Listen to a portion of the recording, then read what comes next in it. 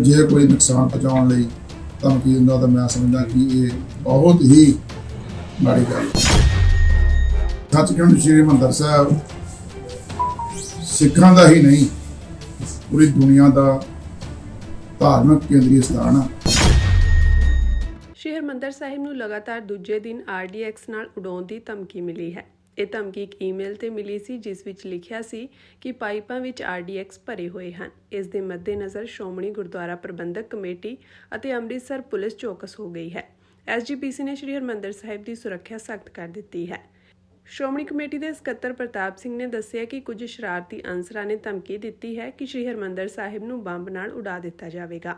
ਜੋ ਲੋਕ ਧਮਕੀ ਦੇ ਰਹੇ ਹਨ ਉਹ ਸਿਰਫ ਸ਼੍ਰੀ ਹਰਿਮੰਦਰ ਸਾਹਿਬ ਬਾਰੇ ਹੀ ਗੱਲ ਨਹੀਂ ਕਰਦੇ, ਸਗੋਂ ਸਾਰੇ ਧਰਮਾਂ ਦੇ ਧਾਰਮਿਕ ਸਥਾਨਾਂ ਨੂੰ ਉਡਾਉਣ ਦੀ ਵੀ ਗੱਲ ਕਰ ਰਹੇ ਹਨ।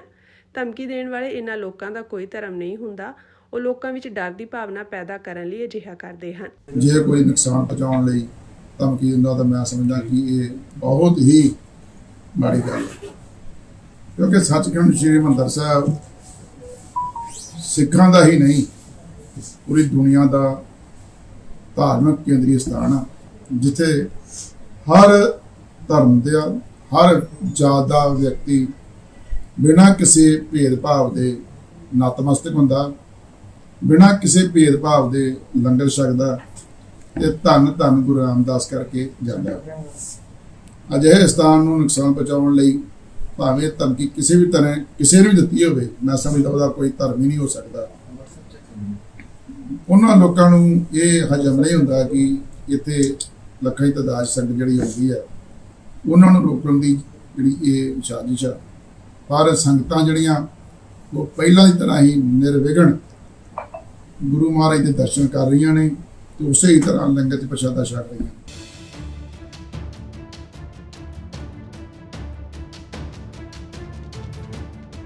ਜੇ ਕੋਈ ਨੁਕਸਾਨ ਪਹੁੰਚਾਉਣ ਲਈ ਧਮਕੀ ਦਿੰਦਾ ਤਾਂ ਮੈਂ ਸਮਝਦਾ ਕਿ ਇਹ ਬਹੁਤ ਹੀ ਮਾੜੀ ਗੱਲ ਹੈ। ਸੱਚਖੰਡ ਸ੍ਰੀ ਹਰਿਮੰਦਰ ਸਾਹਿਬ ਸਿੱਖਾਂ ਦਾ ਹੀ ਨਹੀਂ ਪੂਰੀ ਦੁਨੀਆ ਦਾ ਧਾਰਮਿਕ ਕੇਂਦਰੀ ਸਥਾਨ ਆ। ਸ਼੍ਰੀ ਹਰਿਮੰਦਰ ਸਾਹਿਬ ਨੂੰ ਲਗਾਤਾਰ ਦੂਜੇ ਦਿਨ RDX ਨਾਲ ਉਡਾਉਣ ਦੀ ਧਮਕੀ ਮਿਲੀ ਹੈ।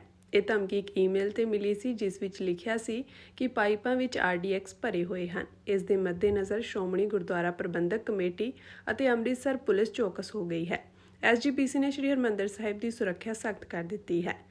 ਸ਼੍ਰੋਮਣੀ ਕਮੇਟੀ ਦੇ ਸਕੱਤਰ ਪ੍ਰਤਾਪ ਸਿੰਘ ਨੇ ਦੱਸਿਆ ਕਿ ਕੁਝ ਸ਼ਰਾਰਤੀ ਅਨਸਰਾਂ ਨੇ ਧਮਕੀ ਦਿੱਤੀ ਹੈ ਕਿ ਸ਼੍ਰੀ ਹਰਿਮੰਦਰ ਸਾਹਿਬ ਨੂੰ ਬੰਬ ਨਾਲ ਉਡਾ ਦਿੱਤਾ ਜਾਵੇਗਾ। ਜੋ ਲੋਕ ਧਮਕੀ ਦੇ ਰਹੇ ਹਨ ਉਹ ਸਿਰਫ ਸ਼੍ਰੀ ਹਰਿਮੰਦਰ ਸਾਹਿਬ ਬਾਰੇ ਹੀ ਗੱਲ ਨਹੀਂ ਕਰਦੇ, ਸਗੋਂ ਸਾਰੇ ਧਰਮਾਂ ਦੇ ਧਾਰਮਿਕ ਸਥਾਨਾਂ ਨੂੰ ਉਡਾਉਣ ਦੀ ਵੀ ਗੱਲ ਕਰ ਰਹੇ ਹਨ।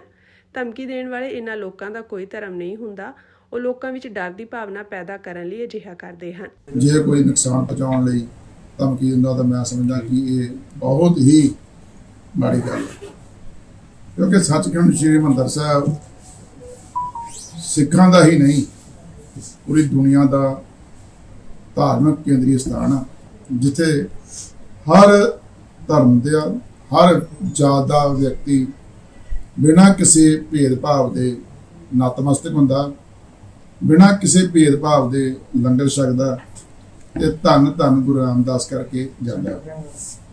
ਅਜਿਹੇ ਸਥਾਨ ਨੂੰ ਨੁਕਸਾਨ ਪਹੁੰਚਾਉਣ ਲਈ ਭਾਵੇਂ ਧਮਕੀ ਕਿਸੇ ਵੀ ਤਰ੍ਹਾਂ ਕਿਸੇ ਨੇ ਵੀ ਦਿੱਤੀ ਹੋਵੇ, ਮੈਂ ਸਮਝਦਾ ਉਹਦਾ ਕੋਈ ਧਰਮ ਹੀ ਨਹੀਂ ਹੋ ਸਕਦਾ।